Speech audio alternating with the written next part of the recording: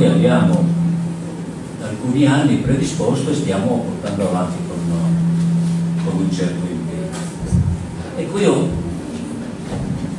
cito i 4 tasselli fondamentali della nostra attività: i convegni, sempre su temi di attualità, molto attenti ai problemi dello sviluppo.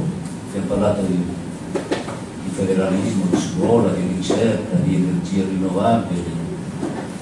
Abbiamo dato un contributo forte, io mi auguro, ad individuare anche questo nuovo tipo di sviluppo di cui si parla. Il problema delle zone interne, qualche anno fa molti l'avevano già dimenticato, noi l'abbiamo portato all'attenzione delle forze politiche, delle istituzioni del territorio, delle istituzioni a livello provinciale. Ci sono gli incontri, il secondo tassello degli incontri di formazione politica. Molti giovani seguono con attenzione, con interesse. Io non ci teneva tanto alle giovani generazioni. Noi vogliamo, attraverso le nostre iniziative, contribuire a costruire una nuova classe dirigente, non solo nel nostro territorio. Ci stiamo riuscendo? Non lo so.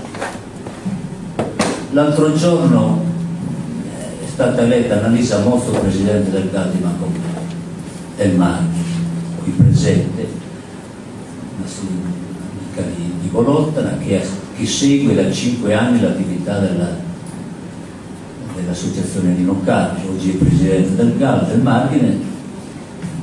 Forse non è un caso, diceva poco fa: mi avete spinto voi, mi avete sollecitato, stimolato voi ad accettare l'incarico di presidente. Bene, tra incontri e convegni noi abbiamo organizzato intorno a 25 manifestazioni in questi 4 anni, credo con iniziative abbastanza interessanti che seguite dalla stampa, ma soprattutto nei dibattiti di tutti i giorni, nelle amministrazioni comunali, all'interno delle forze politiche. Insomma, non sono stati dei fatti isolati. E poi c'è stata la pubblicazione di questi 3 libri.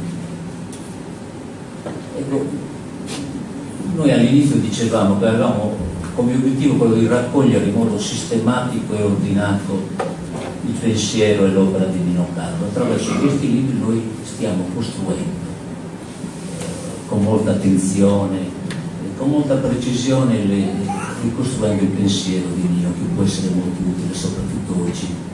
Nino parlava allora di buona politica, di cultura, di politica strettamente collegate. Nino, perché 2 cose le teneva strettamente assieme. L'ultimo tassello è il sito dell'associazione. Molti di voi sono andati a leggere le cose che noi scriviamo. Ecco, noi raccogliamo le nostre esperienze, riportiamo le nostre iniziative, le nostre riflessioni.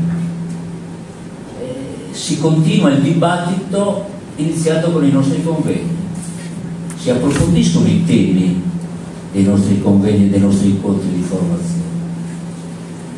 Un sito aperto a tutti, collaborano molti amici, scriviamo le riflessioni e gli articoli che ci provengono, certamente non uscendo, ma affrontando e approfondendo i temi che presentiamo nei nostri incontri, nei nostri convegni. Ecco, il sito è il cuore della nostra associazione, è la sala di regia della nostra attività politica e culturale.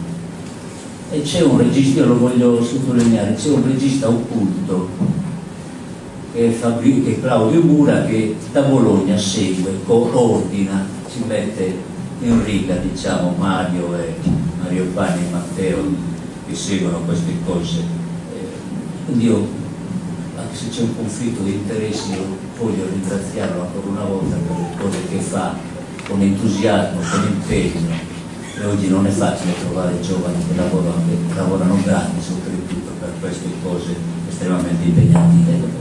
Questo è il nostro progetto, iniziato 5 anni fa, continua, fino a quando ci sarà la collaborazione di tutti voi, l'attenzione verso le nostre iniziative, ma credo che noi abbiamo ancora un certo entusiasmo, anche se non siamo più giovani, però il fatto che ci siano molti giovani qui e ci sia, grazie a alcuni familiari, Giuseppe ed altri, ci ricuora di questa nostra, ci spinge a continuare in questa nostra iniziativa.